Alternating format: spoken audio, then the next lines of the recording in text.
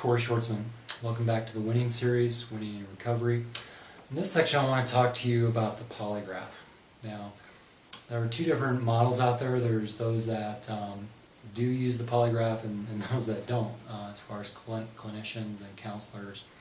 We do believe in the polygraph. We do find it to be helpful. In the previous section I talked about secrecy and opportunity. Now the polygraph helps disband or purge out any secrets.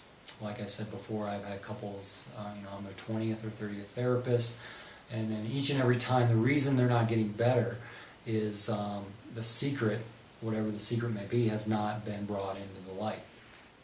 Now we as clinicians at our office take polygraphs because we believe if we're not clean, we can't help our clients.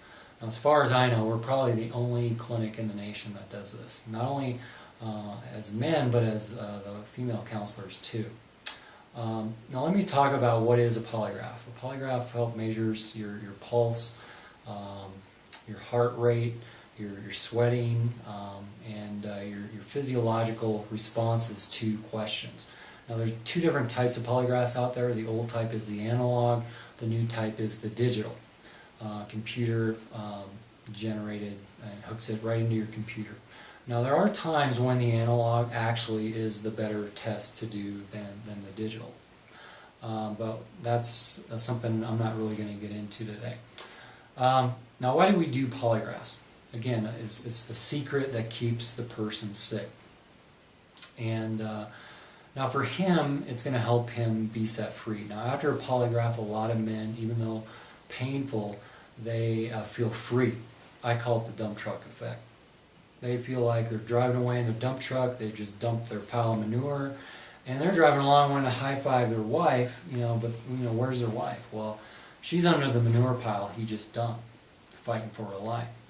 Because a lot of times, about 75% of the time, new or clarification in existing information does come out with a polygraph test. Okay.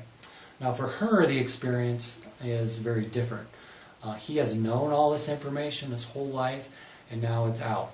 And he feels free. She, on the other hand, feels dumped on, duped, lied to. Let's talk about lying a little bit. Men see lying very differently than women. Okay, lying is for a man on a continuum of time. I've lied here, here, and here. For the woman, you've lied from here all the way out to full disclosure until you take that polygraph. And so what she experiences is very different. Now, a lot of men fear their wives' anger. They really believe if their wife knew everything, they're going to die. Now, I've never seen this happen, but it's a very strong belief. And the guy believes that she can't handle the information. But I've yet to meet the woman, and I've done hundreds of intensives in which she can handle the information. But what she cannot handle is the lying. Okay, the lying is what destroys her, the dishonesty. Okay, and this takes a long time for men to understand. Women much rather have an honest relationship. Okay, what did you do? Than a dishonest relationship. She cannot thrive. Her heart cannot exist in a dishonest marriage. Okay. Let me talk about the polygraph, how it works a little bit. First of all, it's date and time sensitive. Okay, so since married, have you had, one of the questions we have is HOVA, stands for hand, oral, vaginal, anal sex outside the marriage. Or since January 1st, or whatever date you want. It's date and time sensitive. Number two, it's yes or no questions. Okay, did you or did you not? Okay, yes or no questions. The third part is, one thing it cannot do is it cannot predict the future. Do you intend to stop acting out? Do you intend to stop that relationship with so-and-so? It cannot predict the future. The feelings versus facts. Better question, factual questions are better than feeling questions. Did you or did you not view pornography? Okay. Did you or did you not have sex outside of marriage? Versus desire. Do you love me? Do you desire to stop acting out? Those are not as good as questions. Okay, so basically facts over feelings. So those four areas. Now, We have our polygraphers that we have in our office, and they're really good. And there's different types of polygraphs. There's therapeutic and criminal. Now, we do a therapeutic polygraph, and there's different types. I'm not going to go into that either. But we can help you with that if you contact our office or want to find someone locally, or come out to Colorado Springs and do one with us.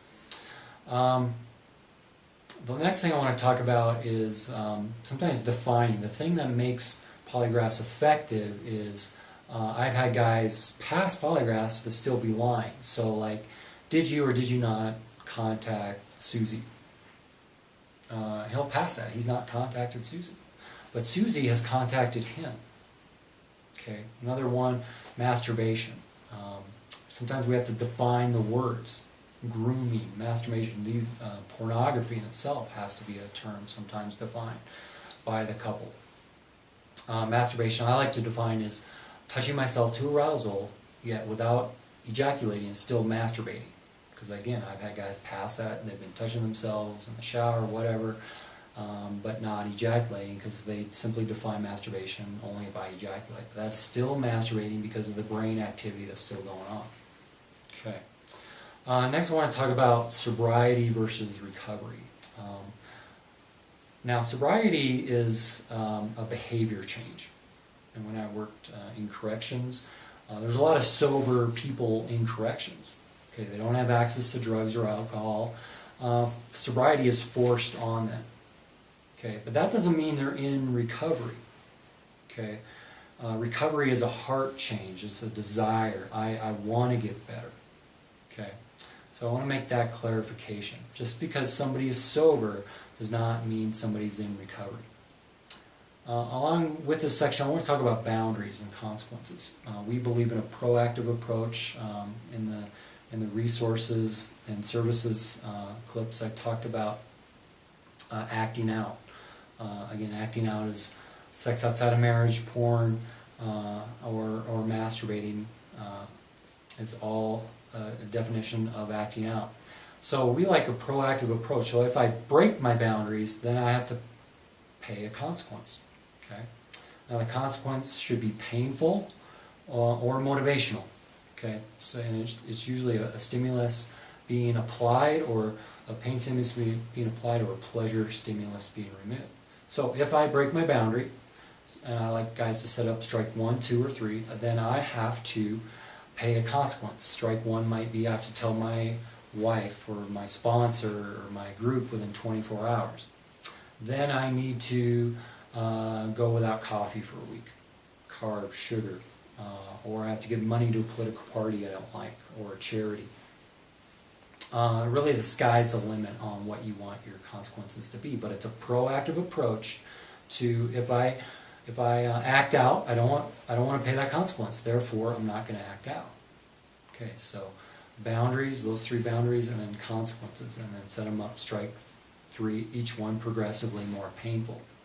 Now, it doesn't have to be limited to porn, masturbation, sex outside of marriage. It could be flirting. If you struggle with drugs or alcohol, those can be boundary violations. Lying. Okay, and now you don't get 3 strikes for each consequence. If I lied about viewing pornography and I went longer than 24 hours, really I'm on strike 3 already. I lied, I didn't tell her, and I masturbated. Okay, I'm on strike 3 already. So it's a motivational approach. Last with this section, I want to talk about how do I find a polygrapher. It can be a little difficult. People call us all the time, do you have a database of polygraphers? No, we don't. There's just no way we keep track of that. You can look online, like the National Polygraphers Association, call your local courthouse, attorneys usually use them. You can also call our office at 719-590-1350, or check out our website at transformedhearts.com to help you find a polygrapher. A lot of people come out to our office, they'll fly in and fly out same day to do that polygraph. So it's a very effective tool that can be done. It's not just a one-time thing, it can be done periodically, it can be done every 90 days, 6 months, year, whatever that couple needs. Thank you for taking time to listen to this section in the Winning series. Now remember, your smallest choices are your biggest victories.